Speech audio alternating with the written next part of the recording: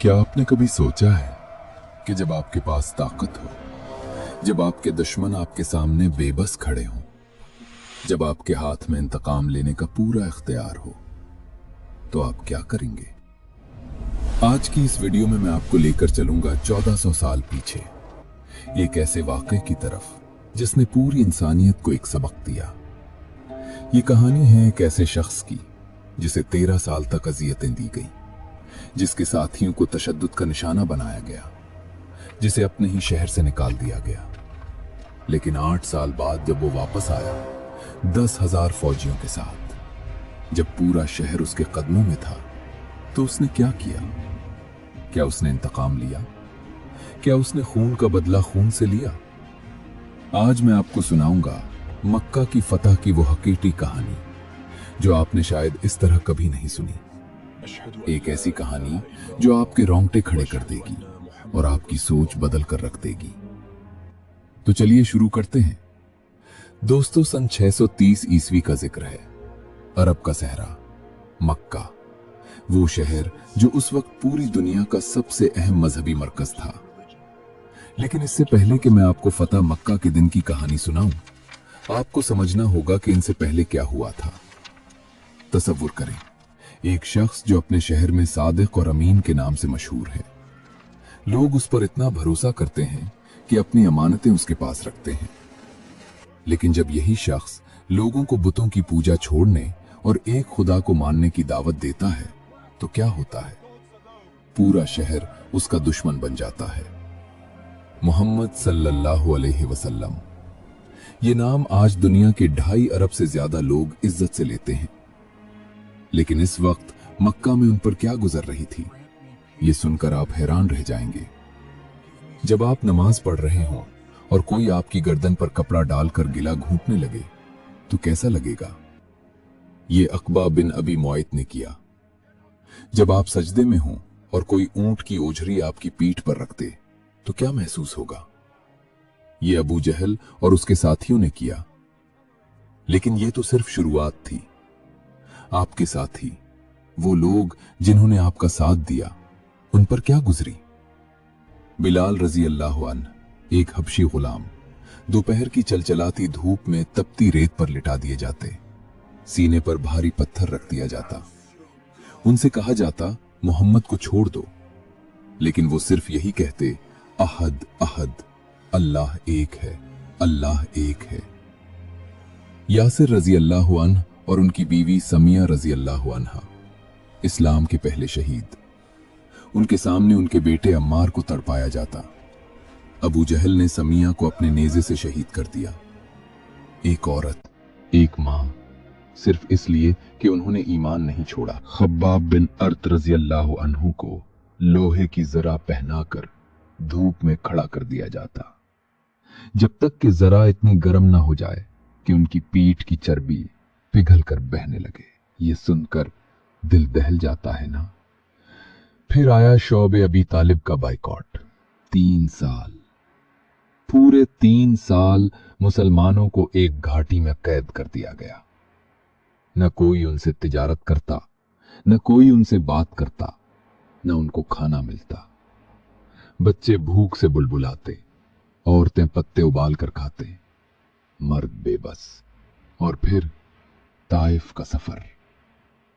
जब मक्का में हालात बहुत बिगड़ गए, तो नबी करीम सल्लल्लाहु अलैहि वसल्लम ताइफ गए, इस उम्मीद पर कि शायद वहां के लोग इस्लाम कबूल कर लें। लेकिन वहां के सरदारों ने न सिर्फ इनकार किया, बल्कि शहर के औबाश लड़कों को आपके पीछे लगा दिया। वो पत्थर मारते रहे।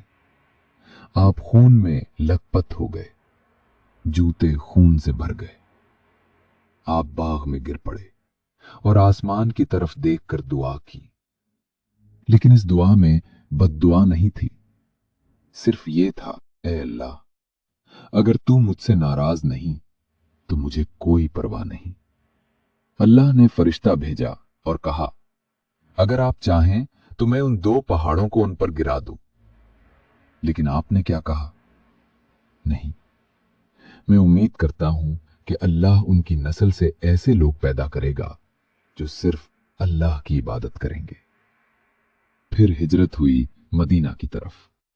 लेकिन मक्का वालों ने वहां भी चैन नहीं लेने दिया। एक के बाद एक जंगे, बदर, अहद, खंदक, मुसलमानों ने हर मुश्किल का सामना किया। सन 128 में सुलह हुदैबिया हुई, एक मुआहिदा जो बज़ाहिर मुसलमानों के खिलाफ लगता था, लेकिन अल्लाह ने उसे कुरान में फतहुन मुबीन कहा। 2 साल तक अमन रहा, लेकिन फिर कुरैश ने उस मुआहिदे की खिलाफ वर्जी की। उन्होंने मुसलमानों के इत्तेहादी कबीला खज़ा पर हमला कर दिया। बेकसूर लोगों को कत्ल किया गया। अब वक्त आ गया था। रमजान का महीना, हिजरत का 8वां साल। नबी करीम सल्लल्लाहु अलैहि वसल्लम ने मदीना के तमाम कबाइल को पैगाम भेजा। 10,000 सहाबा जमा हुए। ये तादाद इतनी बड़ी थी कि पूरे अरब में कभी इतनी बड़ी फौज नहीं देखी गई थी।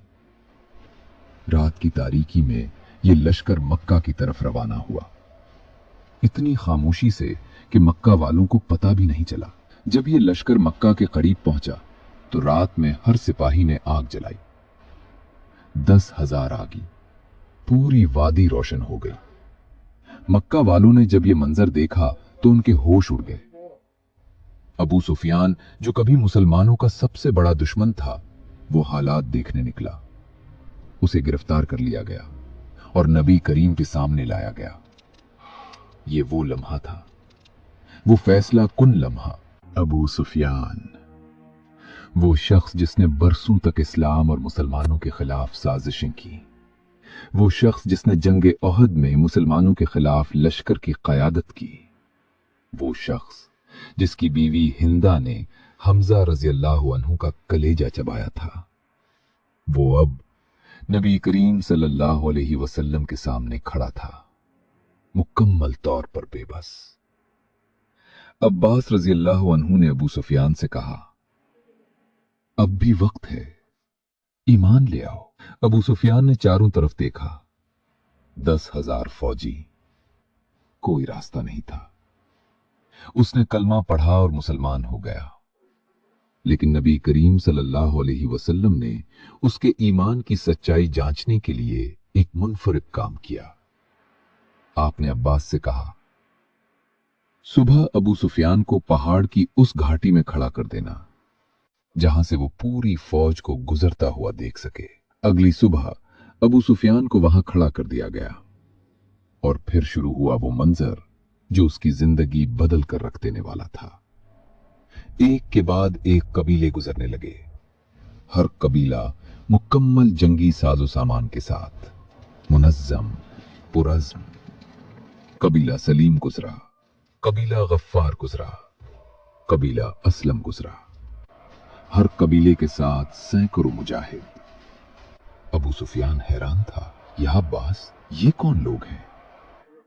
अब्बास जवाब देते, ये फला कबीला है। और फिर आया वो लश्कर जो सबसे मुख्तलिफ था, सब्ज और सियाह रंग के झंडों के साथ, इतने मुनज्जम कि आदमियों के अलावा कुछ नजर नहीं आता था। जर्रें चमक रही थीं, घोड़े और ऊंट एक लाइन में। अबू सुफियान ने पूछा, ये कौन है? अब्बास ने कहा, ये हैं रसूलुल्लाह सल्लल्लाहु अलैहि वसल्लम और उनके अंसार और मुहाजिरीन। अबू सुफियान की आंखें फटी की फटी रह गईं।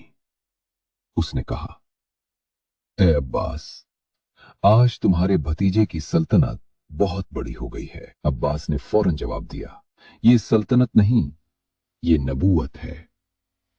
अबू सुफियान बेसाख्ता बोल उठा, वल्लाह, अब किसी कौम को इस कौम का मुकाबला करने की ताकत नहीं। दोस्तों, ये वो लम्हा था जब अबू सुफियान को हकीकत समझ आई। ये कोई आम फौज नहीं थी, ये लोग ईमान की ताकत से जमा हुए थे। अब लश्कर मक्का के दरवाजे पर था। नबी करीम सल्लल्लाहु अलैहि वसल्लम ने वाज़ेह हुक्म दिया, कोई खून खराबा नहीं होगा। जो शख्स अबू सुफियान के घर में दाखिल हो जाए वो महफूज है, जो अपने घर का दरवाजा बंद कर ले वो महफूज है, जो मस्जिद हराम में दाखिल हो जाए वो महफूज है। लश्कर चारों तरफ से मक्का में दाखिल हुआ। सिर्फ एक जगह से थोड़ी सी मुजाहिमत हुई, जहां खालिद बिन वलीद रजी अल्लाह अन्हु थे, लेकिन वो भी जल्द खत्म हो गई। मक्का फतह हो गया था। वो शहर जहां से आपको निकाला गया था, वो शहर जहां आप पर पत्थर मारे गए थे, वो शहर जिसके लोगों ने आपके साथियों को शहीद किया था, वो शहर अब आपके कदमों में था। नबी करीम सल्लल्लाहु अलैहि वसल्लम अपनी ऊंटनी पर सवार, सर झुकाए, इंतहाई आजिज़ी से मक्का में दाखिल हुए।